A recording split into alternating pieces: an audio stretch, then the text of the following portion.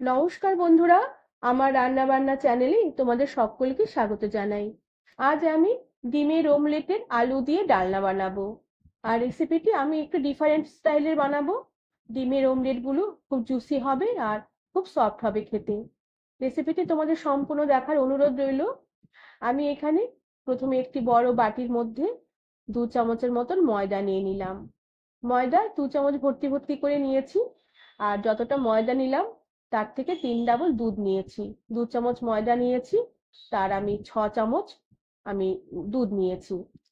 এবার ময়দার দুধ বেশ ভালো করে একটু গুলে নেব, যাতে ময়দার মধ্যে কোনো গুটলি না পাকিয়ে থাকে। দুধের সাথে ময়দা বেশ ভালো করে গোলা হয়ে গেলে আমি এবার দুটো ডিম এই গোলার মধ্যে ফাটিয়ে নেব। তবে তোমরা যদি ডিমের পরিমাণ কমাতে চাও, ময়দা দুধের পরিমাণ কমিয়ে দেবে। আর ডিমের পরিমাণ বাড়ালে ময়দা দুধের পরিমাণ সেই রেশিও ভাবে বাড়িয়ে নিতে পারো। এবার দুটো ডিম এই ময়দার আর দুধের গোলার মধ্যে ফাটিয়ে দিয়েছি। এবার এতে 1 চিমটির মতো নুন দিলাম। নুনের পরিমাণটা আমি এখানে কম করে দেব, কারণ আর নুন বেশি দিলে যখন এই অমলেট গুলো ঝোলে দেব তখন বেশি নুন কটা হয়ে যেতে পারে। আর তার সাথে 1 চিমটির মতন গোলমরিচ দিয়ে সমস্ত মিশ্রণ গুলোকে বেশ ভালো করে একটু ফেটিয়ে নেব। যত ভালো করে ফেটাবো তত অমলেট গুলো তত সফট হবে আর তত জুসি হবে। আর ঘরে যদি ডিমের পরিমাণ কম থাকে আর এইভাবে অমলেট কারি বানাতে চাইলে কম ডিমেও বেশ ভালোভাবে একটি রেসিপি বানানো হয়ে যাবে। আর এরপরে আমি এই ফ্যাটানো ডিমগুলো থেকে অমলেট বানিয়ে নেব। এর জন্য কড়াতে সামান্য করে একটু তেল ছড়িয়ে দিলাম। তেল কড়ার গায়ে বেশ ভালো করে একটু ছড়িয়ে ছড়িয়ে দিলাম। এরপরে সমস্ত ডিম আর ময়দার দুধের মিশ্রণটা এই কড়াতে ঢেলে দিলাম। তোমাদের যদি কড়াতে এই অমলেট গুলো বানাতে অসুবিধা হয় তাহলে রুটি সেঁকা তাওয়াতে অমলেট গুলো বানিয়ে নেওয়া যেতে পারে। এবার সমস্ত ডিমের গোলাগুলোকে কড়াতে দিয়ে দিলাম। এবার দিয়ে বেশ ভালো করে কড়ার গায়ে ছড়িয়ে দিলাম। যেহেতু এর মধ্যে ময়দা দেওয়া আছে তাই শুধু ডিমের অমলেটের মতন চট করে অমলেট গুলো বানানো যাবে না, একটু কড়ার নিচে লেগে লেগে যাবে। তাই গ্যাসের আঁচ ফুল করা যাবে না, গ্যাসের আঁচ মিডিয়াম বা কম করাই থাকবে। এবার বেশ সাবধানে এই ডিমের অমলেট গুলোকে আস্তে আস্তে করে একটুখানি ভাঁজ করে দিতে হবে। কিছুটা ভাঁজ করে দেওয়ার পরে বাড়তি যে ডিমের গোলাটা বেরিয়ে আসবে সেই ডিমের গোলাটাও খানিকটা জমে যাওয়া অবধি অপেক্ষা করব। এরপরে অল্প করে আবার তেল ছড়িয়ে দেব। আর তেল ছড়িয়ে দিয়ে বেশ ভালো করে উল্টে পাল্টে এই ডিমের অমলেট গুলোকে ভেজে নেব। আর অমলেট গুলো একটু জমে জমে আসলে আমি অমলেট গুলো থেকে পিস করে নেব। পিস করে বেশ ভালো করে উল্টে পাল্টে লাল করে ভেজে নেব। কিছুক্ষণ ভেজে নেবার পরে এই সমস্ত অমলেট গুলোকে ছোট ছোট করে আরো টুকরো করে নেব। কেননা অমলেট গুলো যখন ছোলে দেব তখন অমলেট গুলো ফুলে আরো বড় হয়ে যাবে, তাই অমলেটের পিস গুলোকে একটু ছোট ছোট টুকরো করে কেটে নিতে হবে। সমস্ত অমলেট গুলোকে বেশ ছোট টুকরো করে কেটে নিয়েছি। এবার অমলেট গুলোকে বেশ ভালো করে উল্টে পাল্টে লাল করে একটু ভেজে নেব।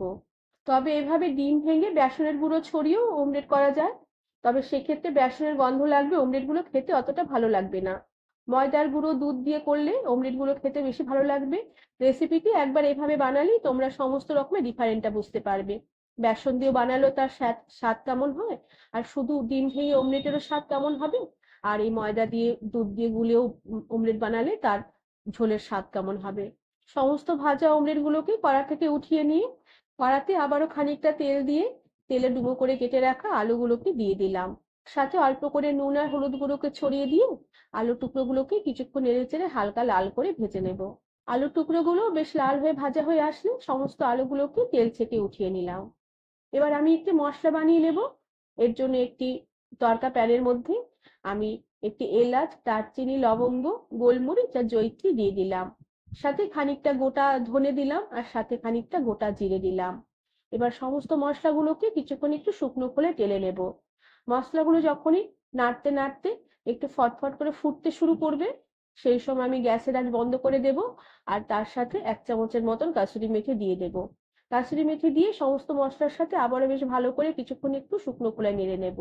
এরপরে সমস্ত ভাজা মশলাগুলোকে একটু ঠান্ডা করে নিয়ে শিলপাটায় বেশ মসৃণ করে গুঁড়ো করে নেব।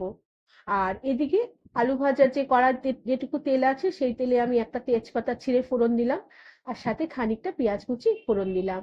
এবার পেঁয়াজ কুচি গুলোকে কিছুক্ষণ নেড়ে চেড়ে নেব, তবে খুব একটা লাল করে ভাজবো না। পেঁয়াজ কুচি একটু নরম হয়ে এলেই আমি রসুন, আদা, কাঁচা লঙ্কা, টমেটো একসাথে পেস্ট করে নিয়েছিলাম সেই পেস্ট করা মশলা দিয়ে দিলাম। সাথে মশলার বাটি ধোয়া সামান্য পরিমাণে একটু জলও দিয়ে দিলাম।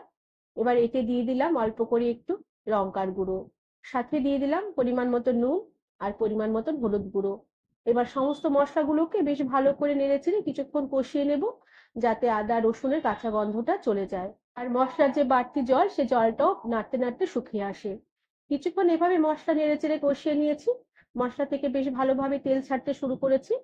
এবার যে আমি ভাজা মশলা তৈরি করে রেখেছিলাম সেই ভাজা মশলা উপর থেকে ছড়িয়ে দিলাম। সবটা মশলা দিলাম না, কিছুটা মশলা দিলাম, বেশিরভাগ মশলাই দিয়ে দিলাম, অল্প করে মশলা একটু রেখে দিলাম, রান্নার শেষে এগুলো ব্যবহার করব। এবার এই ভাজা মশলা দিয়ে সমস্ত মশলার সাথে বেশ ভালো করে নেড়েচেড়ে কিছুক্ষণ একটু কষিয়ে নেব। আর মশলা কষাতে কষাতে খুব ভালোভাবে মশলা ভাজা ভাজা হয়ে তেল সেপারেট হয়ে এলে এবার ভেজে রাখা আলুর টুকরোগুলোকে মশলায় দিয়ে দিলাম। আলুর টুকরোগুলোকে দিয়েও মশলায় দিয়ে একটু ভালো করে নেড়েচেড়ে নিয়ে সামান্য একটু জল দিয়ে দিলাম। এরপরে গ্যাসের আঁচ কম করে দিয়ে ঢাকা দিয়ে রেখে কিছুক্ষণ আলুগুলোকে রান্না হতে দিলাম। এতে আলুগুলো তাড়াতাড়ি একটু সেদ্ধ হয়ে যাবে আর মশলার ফ্লেভার গুলো আলুর মধ্যে বেশ ভালো করে ঢুকে যাবে। কিছুক্ষণ পরে ঢাকনা খুলে দিলাম। দেখো জলটা বেশ অনেকটা শুকিয়ে এসেছে আর মশলা থেকে বেশ ভালো করে তেলও উপরে ভেসে উঠেছে। এবার আরো কিছুক্ষণ মশলা আলু বেশ ভালো করে নেড়েচেড়ে একটু কষিয়ে নেব। আর ঠিক এই পদ্ধতিতে এই মশলাগুলো বেশ ভালো করে এভাবে কষিয়ে নিলে তরকারির স্বাদও বেশ খুব ভালো হবে। এরপর ঝোলের জন্য পরিমাণ মতন জল দিয়ে দিলাম। এখানে আমি গরম জলই ব্যবহার করেছি, জলের পরিমাণটা একটু বেশি দিলাম, কেননা আলুগুলো এখন সেদ্ধ হবে আর পরে যখন ডিমের অমলেট গুলো কারিতে দেবো তখন অমলেট গুলো খানিকটা জল খেয়ে নেবে। আর এরপরে একটু নেড়ে চেড়ে নেবো আর একদম ফুল ফ্লেমে কিছুক্ষণ ঝোল ফুটিয়ে নেব। ঝোল কিছুক্ষণ ফুটিয়ে নেবার পরে গ্যাসের আঁচ কম করে দিয়ে ঢাকা দিয়ে রেখে আমি লো আছে ঝোলও ফুটিয়ে নেবো, আলুও সেদ্ধ হতে দেবো। কিছুক্ষণ লো আছে আলু ঝোল ফুটিয়ে নিয়েছি, আলু খুব সুন্দরভাবে সেদ্ধ হয়ে গেছে। আর এই সময় ঝোলে নুনের পরিমাণটা চেক করে নিতে হবে, যদি লাগে এই সময় দেওয়া যেতে পারে।